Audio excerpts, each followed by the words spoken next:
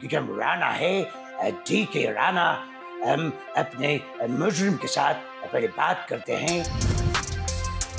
लाईफमध्ये सिंगल कधीपर्यंत राहणार आहेस? तर लाईफ पार्टनर कशी हवी आहे तुला? जिथे जिथे माझ्या राजांचा इतिहास दिसणार आहे, कुठली संहिता असो, मला त्या गोष्टीचा भाग व्हायला आवडेलच. की विकी कौशल हा करेक्ट कास्टिंग आहे. उगाचच नाव आहे म्हणून नाही घेतलं ना त्याला. आज वाटतो ना तो मराठी. Hi hello welcome. मी तेजल चौकेकर खोत लोकशाही मिररमध्ये तुम्हा सगळ्यांचं मनापासून स्वागत करते. आज मिररमध्ये माझ्यासोबत गप्पा मारण्यासाठी आलेल्या अभिनेत्यांनी मराठीसह हिंदी सिनेसृष्टीत देखील आपल्या अभिनयाची छाप सोडले. अशा डॅशिंग आणि खरं तर त्याला अँग्री यंग मॅन म्हणून इंडस्ट्रीमध्ये ओळखलं जातं. अर्थातच माझ्यासोबत आहे संतोष जोवेकर. संतोष, तुझं लोकशाही मराठीमध्ये खूप खूप स्वागत. Thank you so much. Thank you. Santosh, कसा आहे सगळ्यात आधी सांग. मी एकदम मस्त, सुपर, सध्या आनंदी आहे. आताच ओळख करून देताना मी म्हटलं की तू अँग्री यंग मॅन म्हणून तुझी इंडस्ट्रीमध्ये ओळख आहेस. तू किती ॲग्री आहेस तुझ्या या ओळखीला? ती जी काय ओळख आहे ती त्या केलेल्या भूमिकांमुळे आहे. त्यामुळे अर्थात आवडत आहे. जर त्या भूमिकेंना त्या भूमिकेमुळे जर माझी ही इमेज असेल तर चांगलीच गोष्ट आहे. पण तसं मी मिक्स आहे. ओके, मला आता आपण थोडं मागे जाऊन बोलूया. मला असं विचारायचं, तुझं लहानपण कसं होतं, कुठे गेलं आणि तुझं मन तेव्हा कशात रमायचं जास्त सगळ्यात आधी? लहानपण मी कळव्यात शास्त्रनगरमध्ये लहानाचा मोठा झालो आहे. ठाणा आणि कळवा. आणि तिचे मध्यमवर्गीय फॅमिली. अगदीच आम्ही तिथे शास्त्रनगरला म्हणजे तिथे चाळीत राहायचो. बाबा रिक्षा ड्रायव्हर, आई हाऊसवाईफ आणि मी आणि माझा भाऊ.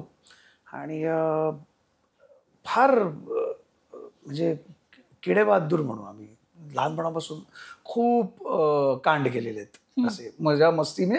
Really I have enjoyed my childhood. 2004 मध्ये आणि मकरंद राजाध्यक्ष या नाटकातून तू पदार्पण केलंस. सिनेसृष्टीत येण्यासाठी तुझं पहिलं पाऊल पडलं असं म्हणायला हरकत नाही. त्या नाटकात कोण कोण कलाकार होते आणि तू त्या नाटकाचा भाग कसा झालास? माझं पहिलं नाटक आणि मकरंद राजाध्यक्ष, दिलीप कोलटकर दिग्दर्शित आणि चिंतामणी संस्था, लता नार्वेकर त्यांचं, अरविंद औंधे त्याचे लेखक. आणि त्यात विक्रम गोखले महत्त्व भूमिकेत होते आणि शकुंतला नरे होत्या, नारायण जाधव होते आणि मी होतो. आणि राजसी बेरे म्हणून एक मुलगी होती छोटी. तर ते नाटक मला मिळालं म्हणजे माझं पहिलं नाटक आहे ते. आणि मी तेव्हा advance diploma in computer arts and animation ADC करत होतो एडिट इन्स्टिट्यूटमध्ये. तर एक दिवस अभिजित चव्हाण आणि शिरीष लाटकर दोघं मला भेटायला आले क्लासमध्ये. आणि मग ते मला येऊन त्यांनी मला सांगितलं की असं आहे, लताबाई एक नवीन नाटक करतायत, त्यांना एक नवीन मुलगा हवा आहे आणि विक्रम गोखलेत त्या नाटकात, तर तू जाऊन भेट. आणि माझं लेक्चर चालू होतं आणि त्यांनी मला सांगितल्यानंतर मी परत लेक्चरला येऊन बसलो. पण माझ्या डोक्यात तेच चालू होतं की कसं काय काय काय. तर म्हणजे सर होते, जॉन सर, ते लेक्चर घेत होते. मी त्यांना फक्त म्हटलं सर जरा असं त्यांनाच बोललो, हा जर गो कम फास्ट. तर मी बाहेर जो पडलो तो परत गेलोच नाही. मी डायरेक्ट दादर गाठलं होतं शिवाजी मंदिरला. आणि मग तिकडे विक्रम काका होते, दिलीप कोलटकर होते आणि मी होतो. तसं तिकडे मला वाटतं वीरेंद्र प्रधान, समीर धर्माधिकारी, सुमित राघवन पण होता, असे होते तेव्हा. आणि तेव्हा त्यावेळेला ते बऱ्यापैकी काम करत होते, नोन फेस होते.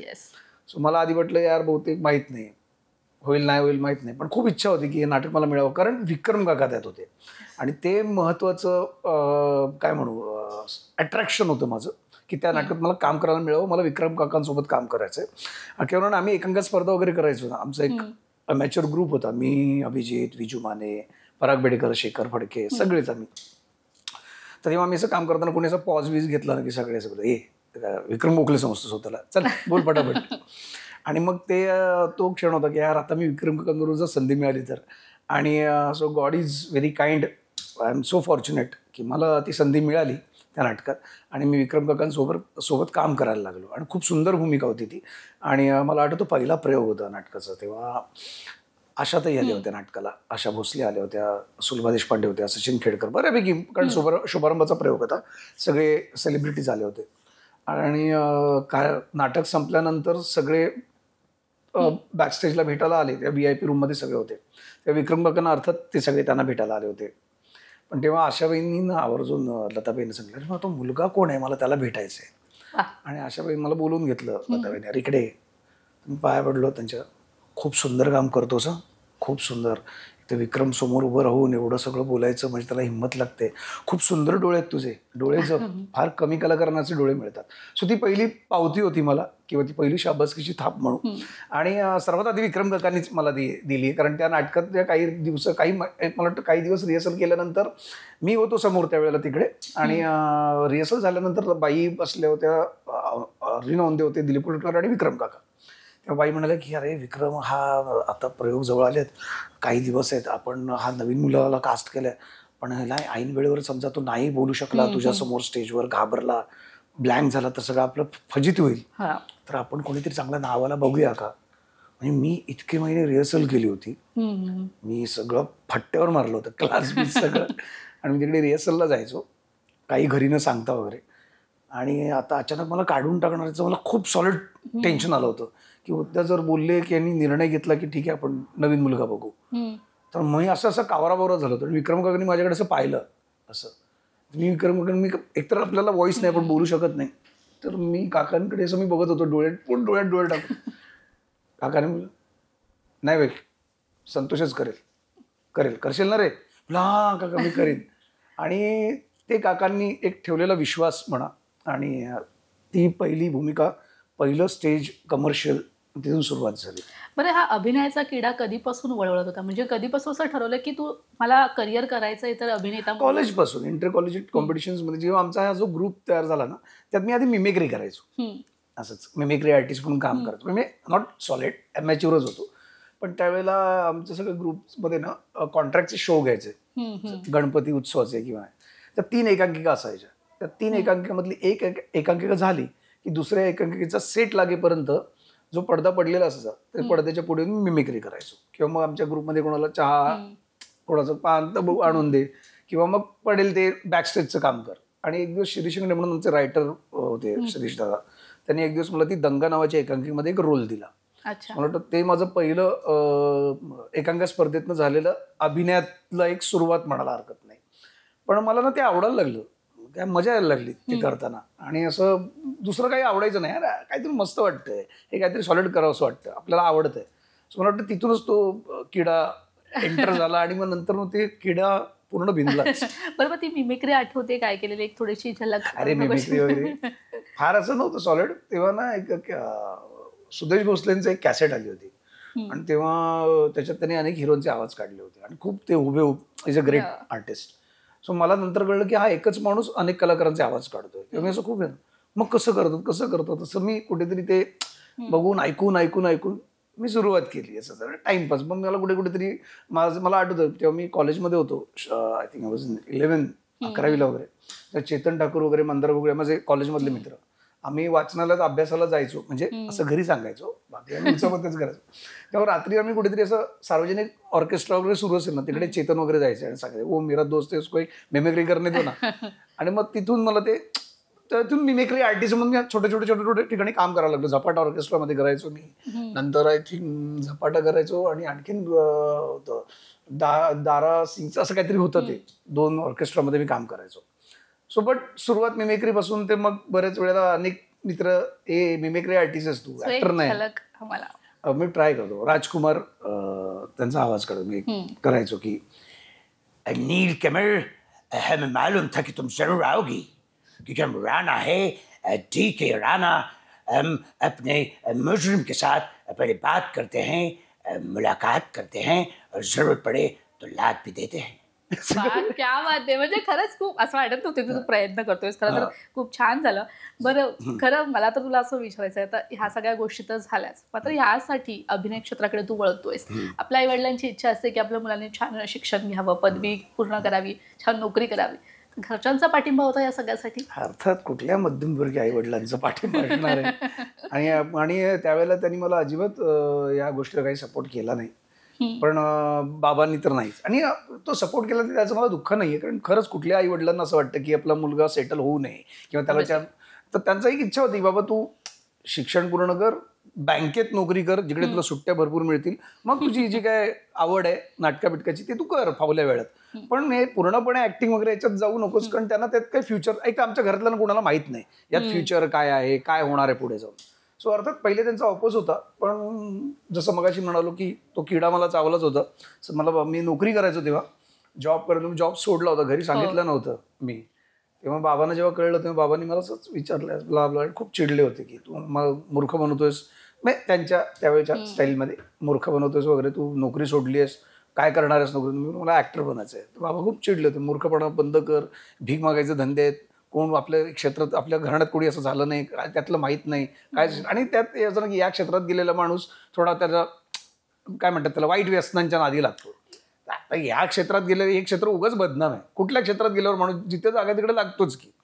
पण असे त्यांचे समज होते. तेव्हा मी बाबांना बोललो होतो, तेव्हा म्हणजे बाबाचं पान खायचे, तेव्हा डबा होता असा ठेवलेला. बाबा एक बार शेर के मुंह में खून लग गया ना, शेर घास नाही खाता. बाबांचा डबा फेकून मारला. बट एनिवे मला त्याशिवाय दुसरं काही सुचत नव्हतं आणि आजही मला त्याच्याशिवाय दुसरं काही सुचत नाही. मी आताही कधी कधी असं जेव्हा एक रिकामे पण येतं किंवा काम नाहीये, काय नाहीये, आणि मग आपण ऑडिशन देतोय, काय वर्क होत नाहीये, तेव्हा मी देवाकडे किंवा रादर जी काही शक्ती असेल एवढं सांगत असतो की बाबा मला प्लीज काम दे, मला दुसरं काही येत नाही, त्यामुळे मला ह्या कामावरच मी काय ते करू शकतो आणि हेच मला जमतं.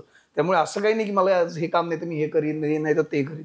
मला एकच गोष्ट येते, ती मला देवाने देत राहावं काम, बस. नक्कीच. आता तू म्हणालास की ऑडिशन बाबत किंवा कामाबाबत म्हणालास, तर तुला तुझ्या सुरुवातीचे दिवस आठवत आहेत का? कारण स्ट्रगल अजूनही चालूच असतो, स्ट्रगल काही संपत नाही. तो सुरुवातीचा स्ट्रगल काय होता?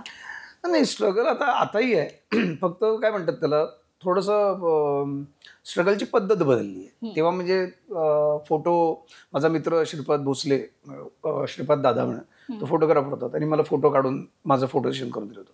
मग ते फोटो घ्यायचो आणि मग कुठेतरी इथे अंधेरीत प्रोडक्शन ऑफिसमध्ये जाऊन फोटो, मी ॲक्टर बनण्याचा, तो ये मेरे फोटोग्राफ वगैरे वगैरे, असे अनेक ठिकाणी फोटो वाटणे, मग कोणी इथे ऑडिशन चालू आहे का जाऊन विचारणे. पण नंतर मग तसं काम करत गेलो. पण आत्तापर्यंत कामामुळेच काम मिळत गेलं. आणि मग आणि मकरंद राजाध्यक्षमध्ये काम करत असताना मला अशक्य नावाची पहिली सिरियल मला मिळाली होती. मग ते काम बघून दुसरं मिळालं, ते तिसरं मिळालं. आणि मग नंतर जशी लोक भेटत गेली, देवाच्या कृपेने खूप चांगली माणसं मिळाली ज्यांनी मला खूप चांगली संधी दिली विश्वास ठेवून, तसं मला ते काम मिळत गेलं. फक्त आजही ऑडिशन्स मी आजही करतो, हिंदीसाठी जातो किंवा मी जातो. मी आजही रानटीसाठी समितकडे जेव्हा मी 36 गुण केलंय किंवा मी आश्चर्यचकित केलं, त्याच्यानंतर मी समितकडे पण रानटीसाठी ऑडिशन दिलं होतं. किंवा रादर झेंडा आणि मोरिया केल्यानंतर एकतारासाठी सुद्धा मी ऑडिशन दिलं होतं, अवधूत माझा मित्र असला तरी. सो मला बऱ्याच वेळेला असं वाटतं की ऑडिशन देणं हे अजिबात चुकीचं नाही आहे.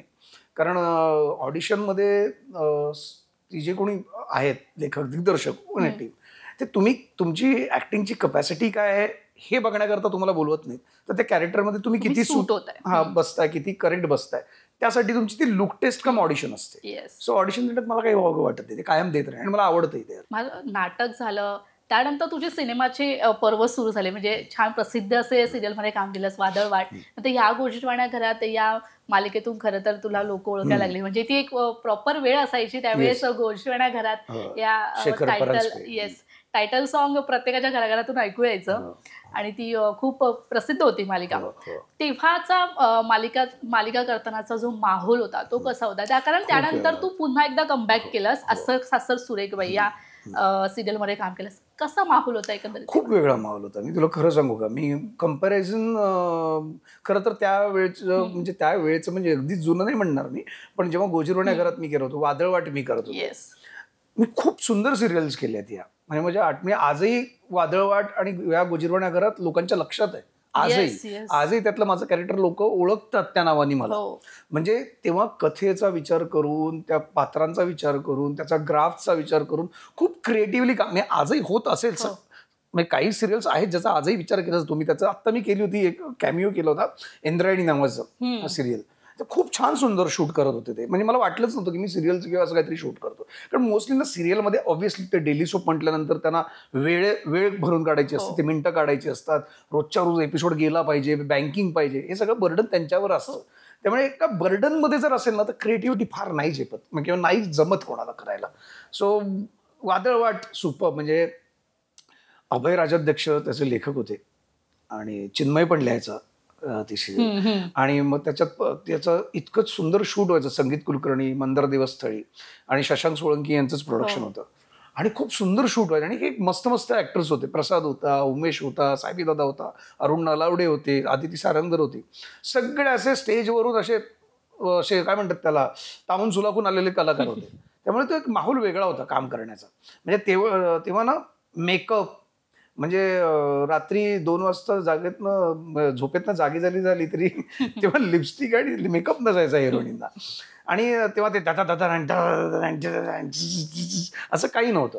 खूप सुंदर सरळ सोट गोष्ट सांगितली जायची जी लोकांना आवडायची. असे अनेक सिरियल्स होत्या. मी फक्त ज्या सिरियलमध्ये मी काम केलं त्यांचं सांगितलं. पण आभाळ माया होती, वादळवाट होती, शिवाय काजळ माया नावाची सिरियल होती, प्रपंच होतं, अनेक सुंदर सिरियल्स होत्या. आत्ताचं मे बी आत्ताची डिमांड किंवा काय म्हणतात मागणी वेगळी आहे, त्याप्रमाणे त्यांना काम करावं लागतं. त्यात त्यांची पण चूक नाही. बरं, आता मी तुला म्हणाले की ॲग्री यंग मॅन म्हणून तुला ओळखलं जातं बरं, कारण तू झेंडामध्ये किंवा मोर्यामध्ये असे भूमिका केल्या, असं संतोष किती या भूमिकेला रिलेटेबल आहे? नाही, अर्थात मी तिथे थोडाफार तो भाग माझ्यात आहे ना, म्हणून तो ते मी करू शकलो. किंवा मी तुला म्हणाल माझा अभिमान चाळीतनं झालाय. मी कळव्यात खारेगावला शास्त्रीनगरमध्ये मी राहिलेलो आहे. त्यामुळे माझ्या आजूबाजूला माझे मित्र सुद्धा किंवा अनेक माझे मित्र कार्यकर्ते पण आहेत. तर मी त्यांना पाहिलंय. मी त्या गोष्टी त्यांच्याजवळ राहिलोय, बसलोय, उठलोय, मला माहिती आहेत ते कसे आहेत. आणि तो मुळात मी त्यांच्यावर राहिल्यामुळे थोडाफार तसा मी पण आहे. म्हणजे संतोष जुवेकर म्हणजे मला भटा म्हणायचे आमच्या एरियामध्ये. कारण आमच्या पूर्ण शास्त्रीनगरमध्ये आम्हीच फक्त ब्राह्मण फॅमिली होती. त्यामुळे भटा भटा बोलायचे. पण मी म्हणजे अजिबात मला तसं काही मी ब्राह्मण आहे वगैरे असं काही अजिबात नाही आहे. त्याबद्दल नाही मी सांगत आहे. मी याकरता सांगतोय की तरी सुद्धा मी त्या मुलांबरोबर मला आज फक्त नावं सांगितलं तर लोक म्हणतात की मी ब्राह्मण आहे. तर मी कुठल्याच गल्लीत तसा वाटत नाही. सो मला वाटतं कुठेतरी तो राकटपणा किंवा थोडासा करूपंडितपणा म्हणा तो माझ्यात आहे एक संतोषमध्ये.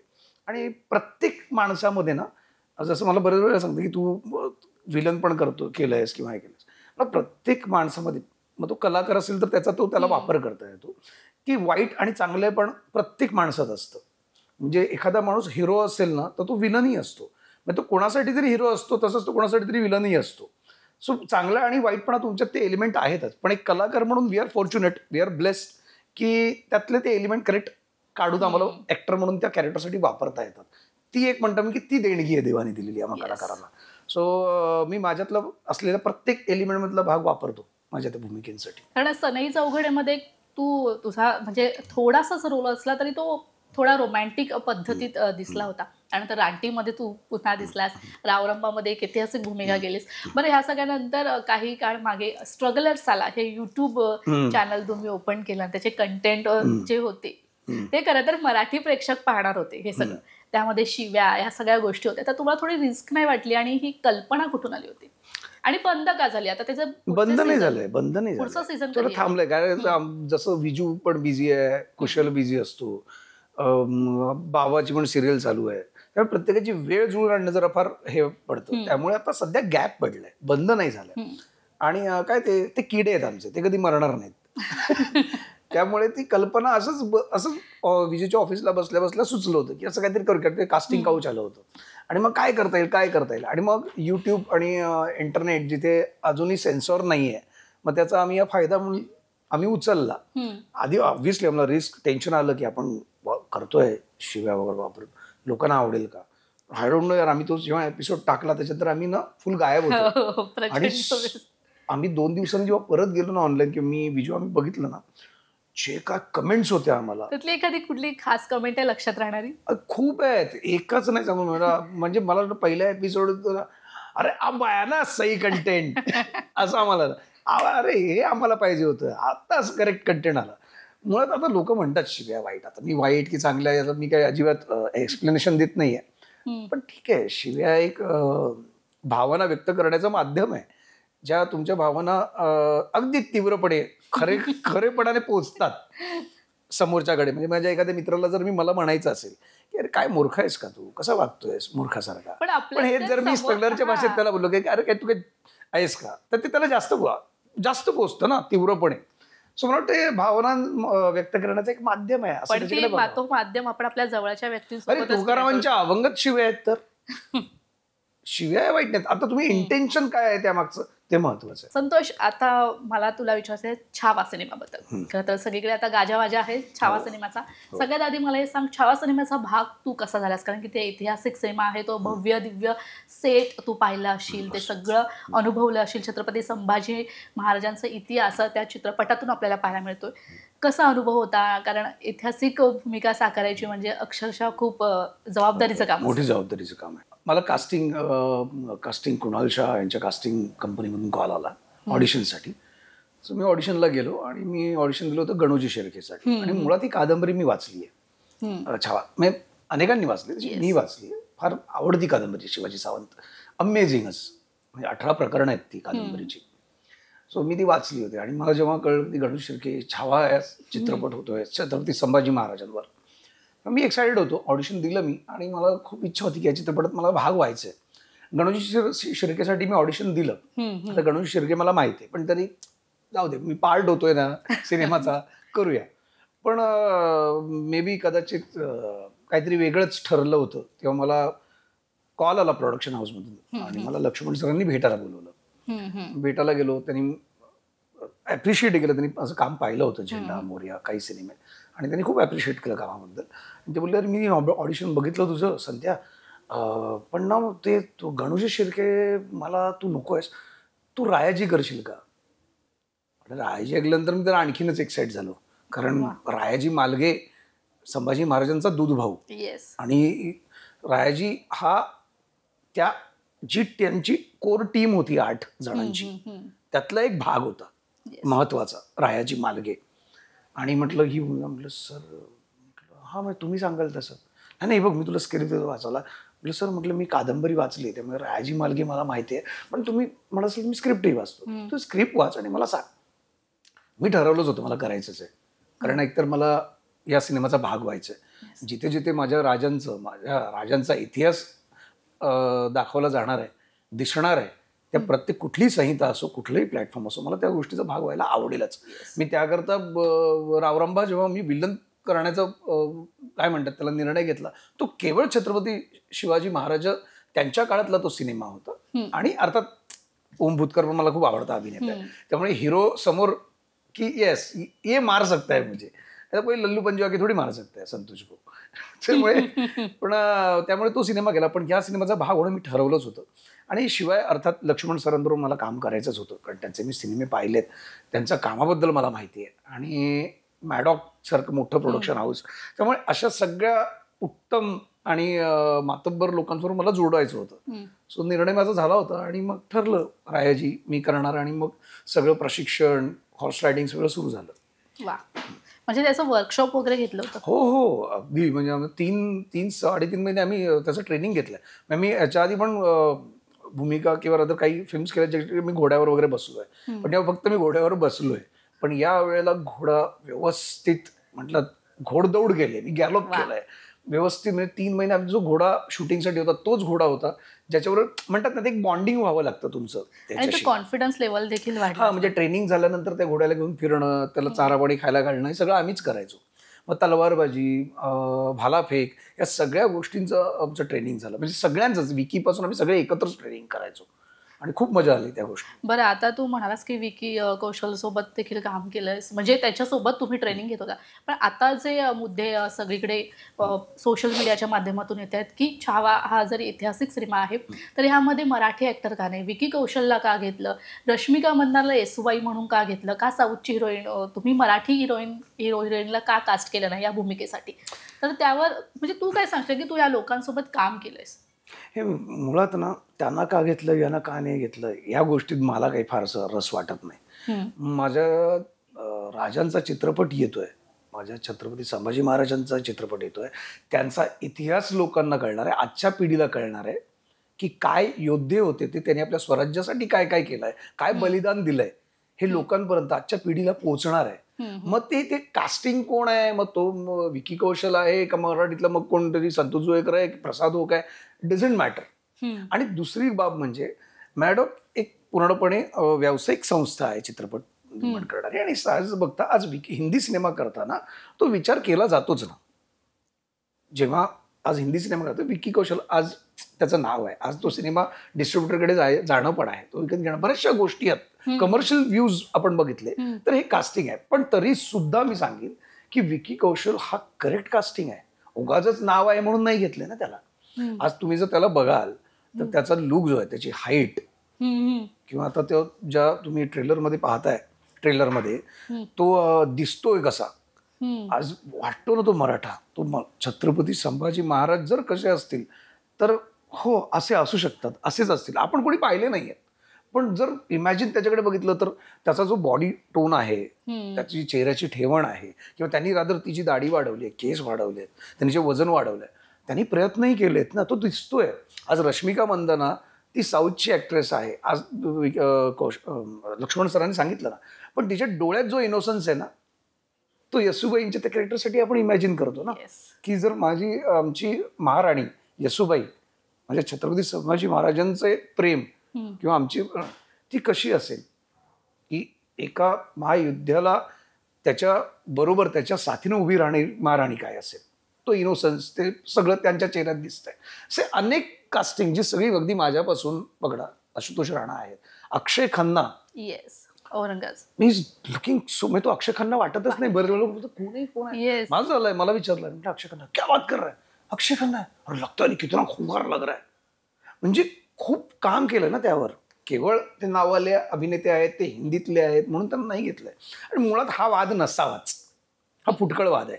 मराठीतले का नाही घेतले, मग आता मराठीत जेव्हा झालं आपलं छत्रपती धर्मरक्षक छत्रपती संभाजी महाराज, अनुप सिंग होता ना तो मुलगा, मग तेव्हा सुद्धा तुम्ही प्रश्न, कोण भूमिका करताय यापेक्षा ती भूमिका करणारी कलाकार किती योग्य आहे महत्वाचं आहे, असं मला वाटतं. नक्कीच. आता अजून एक कॉन्ट्रोवर्सी आहे त्या चित्रपटातली, म्हणजे त्या चित्रपटातलं गाणं जे छत्रपती संभाजी महाराज लेझिम खेळतायत, त्यावरून खूप कॉन्ट्रोवर्सी आहे की म्हणजे जे काही शिवभक्त आहेत त्यांचा ते थोडं नाराज झालेत. तर तू देखील त्या गाण्याचा एक भाग होतास. तू अभिनेता म्हणून नाही तर प्रेक्षक म्हणून काय पाहशील, तुला काय वाटतं? जे शिवभक्त आहेत, जे इतिहास तज्ञ आहेत, त्या सगळ्यांचाच मान ठेवून सगळ्यांचं आम्ही सगळेच रिस्पेक्ट करतो या सगळ्या त्यांच्या भावनांचा. पण मला असं वाटतं की चित्रपट बनवताना आपण चित्रपट बनवतोय जेव्हा, ती निर्माती संस्था आहे, मॅडॉक आहे, किंवा लक्ष्मण सरच होतात, गेली 4 वर्ष ते या कथेवर अभ्यास करतात किंवा रिसर्च करतात. ते त्यांचे लेखक, सगळीच टीम, म्हणजे कॉस्ट्युम डिझायनर पासून ते सेट डिझायनिंग पासून सगळे डिझायनर, त्यांनी एक अभ्यास केलाय. मग ह्या सिनेमावर चित्रपट, ह्या आपल्या राजावर चित्रपट बनवताना त्यांनी शिवभक्त म्हणूनच केलाय ना, तो छत्रपती संभाजी महाराज भक्त म्हणूनच. त्यांनाही तीच भावना होती की आपल्या महाराष्ट्राचा इतिहास लोकांसमोर यावा, आजच्या पिढीला कळावा. आता लेझिम म्हणजे, तर लेझिम हे आपलं पारंपरिक नृत्य आहे, संस्कृती आहे ती. आज अनेक ठिकाणी गणेश उत्सवात, अनेक ठिकाणी शिवजयंती उत्सवात लेझिम खेळली जाते. आणि ते जे गाणं आहे, आज ट्रेलर आल्यानंतर तुम्ही फक्त गाणं ऐकलं नाही किंवा तर तुम्हाला त्याची पार्श्वभूमी माहीत नाहीये.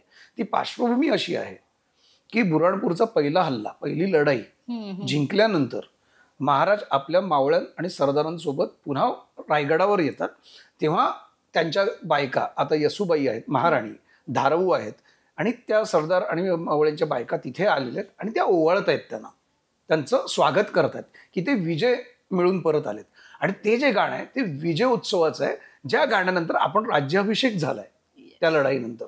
म्हणजे आज युवराज आता राजे झालेत. सो मला वाटतं तो विजय उत्सव आहे. तो विजय उत्सव केवळ लढाईचा नाही, तर आज माझ्या महाराष्ट्राला, माझ्या राज्याला एक राजा मिळाला, तो आनंद उत्सव आहे. आणि ते आनंद उत्सव ते लेझिम नृत्य आहे. तर काही लोकांना पटलं नसेल, ठीक आहे. आज आमच्या दिग्दर्शकांनी तो निर्णय घेतलाय, जो त्यांना योग्य वाटतो तो निर्णय त्यांनी घेतलाय. पण मला खात्री आहे चित्रपट पाहिल्यानंतर काही ठिकाणी बोलतील की नाही आहे, चुकलं आमचं. मला आता असं विचारायचं की आता सिनेसृष्टीतला तुझा बेस्ट फ्रेंड म्हणजे जिवलग मित्र म्हणजे चिन्मय मांडलेकर, काय असा किस्सा घडला तुमच्या मैत्रीबाबतचा जो आमच्या प्रेक्षकांना तुम्ही सांगू शकाल? मला किस्सा म्हणजे आम्ही मोरयाचं शूट करत होतो ना, तेव्हा आमचा तो फाईटचा सिक्वेन्स आहे ना, तेव्हा फाईटच्या सिक्वेन्समध्ये तो वरळीला शूट करत होतो आणि अचानक पाऊस सुरू झाला आणि मग सगळेजण कुठेतरी शेडला जाऊन उभे राहिले. शूटिंग थांबलं आणि पाऊस जवळजवळ दीड 2 तास पडतच होता, कंटिन्यू पाऊस 1.5-2 तास पडत होता. आणि मी आणि चिन्मय त्या जिप्सीच्या बोनेटवर मी झोपलो होतो, चिन्मय बसला होता आणि मी 2 तास फक्त पावसात भिजत गप्पा मारत बसलो होतो. वा. हां, म्हणजे आम्ही एन्जॉय करतो. असे बरेच किस्से आहेत, बट येस, असे एखाद 2 नाही, खूप चांगल्या झाले. सनई चौघडेपासून आमची मैत्रीला सुरुवात झाली, तेव्हापासून असे बरेच आहेत.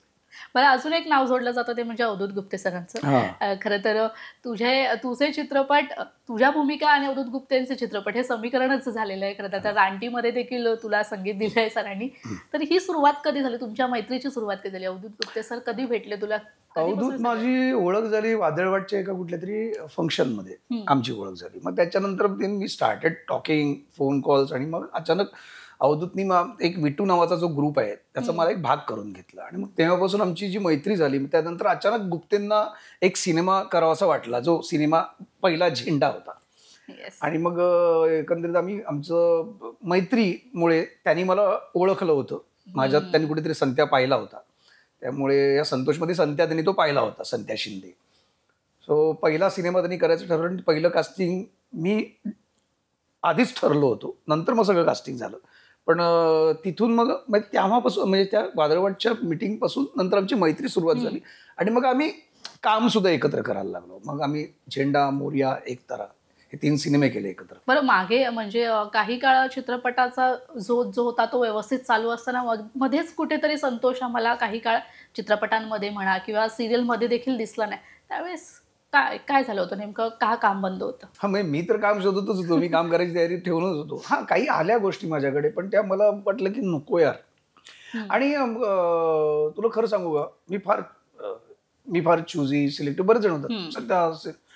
पण टू बी व्हेरी फ्रँक यार, मी जरी कलाकार आहे किंवा काही काम करतो, मला माझं घरी चालवायचं आहे.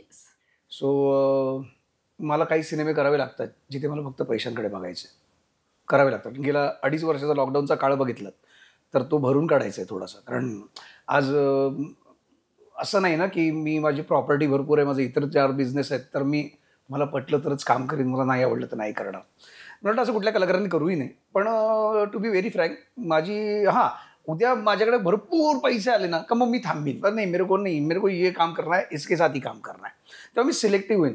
पण भरल्या पोटीने सिलेक्टिव्ह होता येतं, रिकामी पोटाने काही नाही करता येत. त्यामुळे तुम्हाला तुमच्या ज्या गरजा आहेत महत्त्वाच्या त्या भागवण्याकरता काही सिनेमे तुम्हाला करावे लागतात.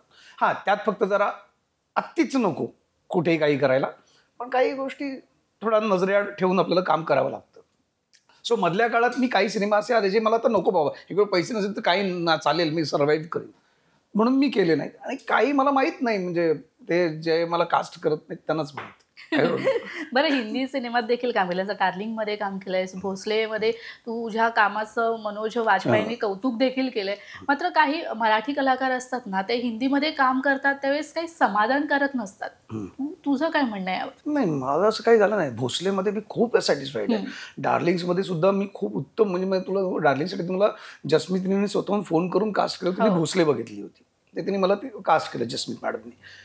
सो हां, म्हणजे यार नाही, मजा नाही आली मला, मी उगाचच काहीतरी करायचं तर असं नाही झालं माझं अजूनपर्यंत तरी. टचवूड, देवाची कृपा, हिंदीत आतापर्यंत जे काम केलं, मुंबई मेरी जान पासून सुरुवात झाली, त्यातही खूप सुंदर जे काही छोटं होतं, पण मला मजा आली ते करताना. मला के मेनन बरोबर काम करायला मिळालं, मला इरफान खान बरोबर काम करायला मिळालं, मला परेश रावल यांच्यासोबत काम करायला मिळालं. आणि नुसतं मी कुठेतरी असं यू खडा आहे असं तर नाही आहे ना. सो तिथे एक प्रॉपर कॅरेक्टर मला दिलं गेलं.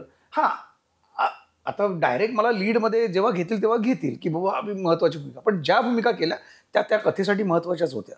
आज रायाजी सुद्धा करतोय, मी खूप एन्जॉय करतोय. मी रादर मला जेव्हा त्यांनी सांगितलं ना, sir we need your 61 to 64 days, ते म्हणलं अरे एवढे दिवस शूट आहे म्हणजे आपण दिखेंगे. सो ती एक धाकधूक असते, आपण हिंदी करतो यार, आपलं सीन राहील का, आपला सीन कट होईल का. नाही, जर तुमचा सीन तेवढा महत्त्वाचा असेल ना तर कोणाचा बाप तो कट करू शकत. नक्कीच. संतोष, मराठी कला म्हणजे मराठी नाटकातून, मराठी मालिकांमधून सुरुवात केली आहेस, तर आता पुन्हा एकदा मराठी मालिकेत टेलिव्हिजनवर कमबॅक करायची इच्छा आहे का? का नाही, करेन ना. मला काहीतरी चांगलं मिळावं अशी माझी इच्छा आहे.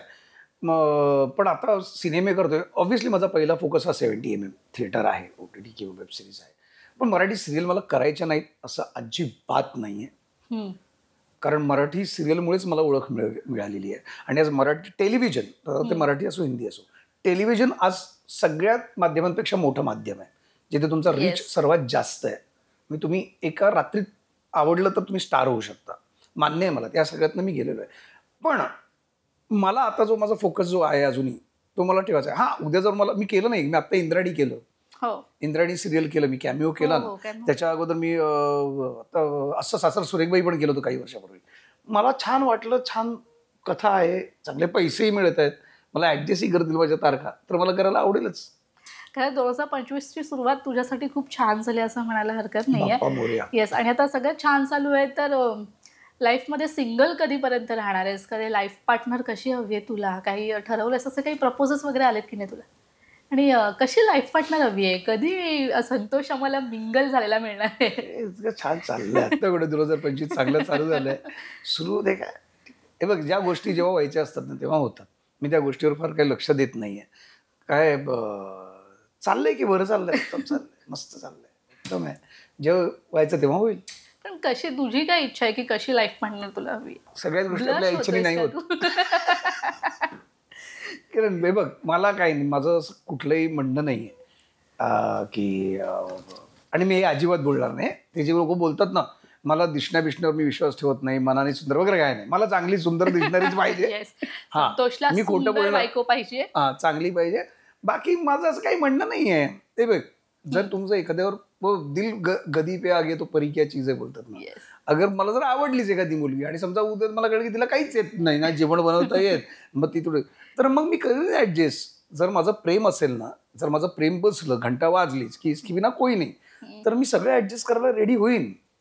पण त्याकरता ती घंटा वाजणं फार गरजेचं आहे. ती तशी ती आवडली गेली पाहिजे किंवा त्या दृष्टीने मी विचार करायला सुरुवात केली पाहिजे. तर मी आता सध्या फक्त फोकस, माझं सध्या छावा आहे, पुढचे सिनेमे आहेत, ते पण काही रिलीजवर आहेत, त्याच्यावर फोकस करतोय. आणि आता कसं हे जे सुरू झालंय ही वेळ आणखीन कशी चांगली करता येईल आणि ती कशी छान मोठी आणखीन लांब करता येईल याचा विचार जास्त करतो.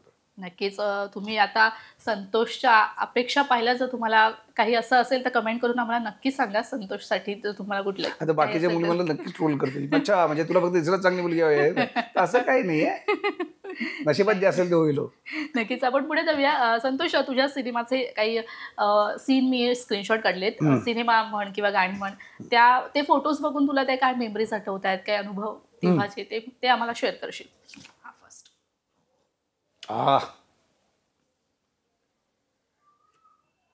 झेंडा मधला सीन आहे. येस. क्लायमॅक्स अगदी 10 मिनिटं वगैरे असतानाचा आहे, जेव्हा हा निर्णय घेतो सिद्धार्थ की मुंबई सोडून, इंडिया सोडून निघून जायचं. आणि जेव्हा संत्याला कळतं, बहीण सांगते त्याला की तो चाललाय, तेव्हा तो रात्रभर त्या वडापावच्या गाडीसाठी मरमर करून सकाळी आलेला असून त्याला कळतं, तो धावत जातो, टॅक्सी बघून त्याच्या गाडीच्या समोर येतो, अडवतो आणि तो त्याला समजवण्याचा प्रयत्न करतो की नको ना जाऊस यार, नको ना जाऊस. सो आपण खूप इमोशनल सीन आहे आणि खूप मस्त असा आवडता सीन आहे माझा अनेक सीनपैकी. आणि या सिनेमात तू, ह्या गाण्यात तू मस्त छान डान्स देखील केलायस. हा मोर्यामधला दहीहंडीचं गाणं आहे. येस. आला रे आला गोविंदा आला, गवळ्याच्या पोरीनं जरा मटकी सांभाळा, धमाल, मस्त दहीहंडी वगैरे फोडली होती. उरणकरवाडीत शूट झालं होतं हे गाणं. डान्स कसं जमत होतो तेव्हा? नाही, ते पूर्ण डान्स डिरेक्टर, मी काय जमवत, ते जमून घेतात माझ्याकडून. आणि हा तर आजही प्रसिद्ध आहे. हा, एव्हरग्रीन म्हणायला हरकत नाहीये. हा, येस. आता मी सांगायची गरज नाही, ती कमेंट मध्येच येईल. हा सगळ्यांचा आवड. बोलून दाखव ना मला तो डायलॉग. ठीक आहे, बोलून दाखव. पण हा माझा खूप आवडता आमच्या सगळ्यांचा सीन आहे. कारण जेव्हा अवधूतनी सांगितलं होतं ना की हा सीन आला, तर तेव्हा असं खूप चाललं होतं की हा सीन कसा करायचा काही. तर मला अवधूत सांगते, आपण जरा थांबे, मला ना जरा अजून काहीतरी पाहिजे हा सीन, किंवा आपण हा नको करूया. मला असं कसं म्हटलं, हा तर मेन गाभा आहे मोरया आणि गणेश उत्सवातला, वर्गणी, असं कसं होईल? मग शोलेमधून अमिताभ बच्चन काढला तर शोले होईल का? तसा सीन जर नसेल तर होईल का ते? तर मग मी सचिन दरेकरला फोन केला, आमचे लेखक. म्हटलं सचिन असं असं आहे. सचिन म्हटलं सचिन हा सीन झाला पाहिजे. मग सचिनशी बोलता बोलता मी त्याला ना असं काही काही गोष्टी सांगायला लागलो की, अर्थात सचिन पण चाळी संस्कृतीतून आलेलाच आहे. मग सचिनशी तो पण शेअर करायला लागला, मी पण शेअर करायला लागलो. म्हटलं तेव्हा वर्गणी मागायला जायचो, तेव्हा सगळे हाकलायचे किंवा शिव्या पडायच्या, तेव्हा तो राग यायचा. तर मग सचिन ते डोक्यात, तुला सांग संध्या मी लिहून देतो. सचिनने जो लिहून पाठवला सीन तो अमेझिंग होता. आणि तो सीन म्हणजे मला फार पाठ करावा पण नाही लागला आणि ते सगळं मनातलंच होतं. आणि आज ते प्रत्येक, आणि तो सीन याकरता जास्त जवळचा आहे ना, कारण हा मन्या आहे ना, हा त्या वर्गणी मागणाऱ्या प्रत्येक मुलांमध्ये कुठेतरी अजूनही आहे. येस. त्यामुळे तो कनेक्ट होतो. कारण कुठली तरी मोहिती टाईपच्या किंवा त्या टाईपच्या वहिनींनी किंवा काकांनी काकूंनी या मुलांचा अपमान केला असणार. फक्त त्या रिअल लाईफमध्ये त्यांना बोलता येत नाही, ते मी रिअल लाईफमध्ये बोललोय.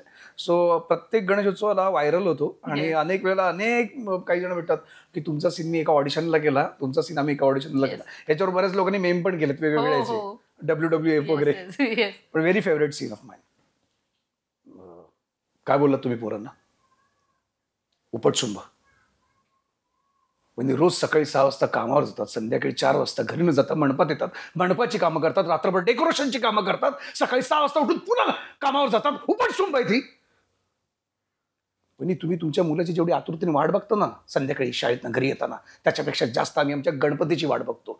तुम्ही तुमच्या नवऱ्याला जेवढं प्रेमाने घास भरवत नसाल ना, त्याच्यापेक्षा जास्त आम्ही आमच्या गणपतीच्या मूर्तीसमोर प्रसाद चढवतो. तुमचा बाप तुम्हाला सासरी सोडताना रडला नसेल ना, त्याच्यापेक्षा जास्त आम्ही रडतो आमच्या गणपतीच्या विसर्जनाच्या दिवशी. उपटशुंभ आहे ती. वा, म्हणजे आम्हाला लाईव्ह बघायला मिळालं, खूप मस्त वाटलं. खूप छान. तर तू त्या भूमिकेत तू घुसतोस अगदीच. हा शेवटचा. अरे गाव फक्त लढ म्हणा. येस. म्हणजे यात आम्ही एका विलनला मारतो चेसिंग करून. वाशीला, बेलापूरला शूट केला असेल. आणि सगळेच तोड कलाकार आहेत त्याच्यात. धमाल मस्त फिल्म झाली होती. संजय जाधव डिरेक्टर, महेश मांजरेकर प्रोड्युसर, आणि आम्ही सगळे धमाल करत होतो या फिल्ममध्ये. आणि हे सलीम कॅरेक्टर, म्हणजे सिनेमा जेव्हा या सिनेमात सलीम मरतो ना, या सिनेमात ज्यांनी बघितला तर बरेच जणांनी, मला गोपीपुत्रन ज्यांनी याची कथा लिहिली आहे ते मला मुहूर्ताच्या वेळेला भेटले होते. गोपीपुत्रन, तुला अरे संत्या तू सलीम करतोयस, मला कळलं यार, मी जाम आनंदी आहे तू करतोयस, मला खात्री आहे तू धमाल करणार आहेस. सो मे बी तो ते कॅरेक्टर. आणि बरं यात हा एकटाच शांत आणि हे खूप सटल वगैरे, बाकी सगळे धमाल करतायत. पण मला मजा आली सलीम करताना, खूप लोकांना आवडलं होतं. थँक्यू संजय जाधव. संतोष, हे सगळं म्हणजे ह्या सगळ्या मेमरीज जागा होतात. आपण हे फोटो दाखवण्याचा हेतू हाच आहे की त्या सगळ्या मेमरीज जागा होतात. आता आपण मुलाखतीच्या समारोपाकडे जाऊया. माझा शेवटचा प्रश्न असा आहे की आपण जे सगळं करतो ती मेहनत काही ना काहीतरी मिळवण्यासाठी करतच असतो आणि तो स्ट्रगल काही शेवटपर्यंत संपत नाही. तर आता तुझी यासाठी कुठली गोष्ट महत्वाची आहे, त्यासाठी तुला मेहनत करायची? अर्थात माझ्या कामासाठी, आणि पुढे जी कामं येणार आहेत त्या कामासाठी स्वतःला तयार ठेवायचं आहे. आणि बस स्वतःला तयार ठेवणे, की काय मला असं वाटतं की केवळ काम आहे म्हणून तयारीत राहणं किंवा तयारी करणं यापेक्षा काम नसलं तरी स्वतःला तयार ठेवणं, तयारीत राहणं फार गरजेचं आहे. नशिबाचा दरवाजा कधी वाजू शकतो, उघडल्यावर आपण रेडी पाहिजे. नक्कीच नक्कीच.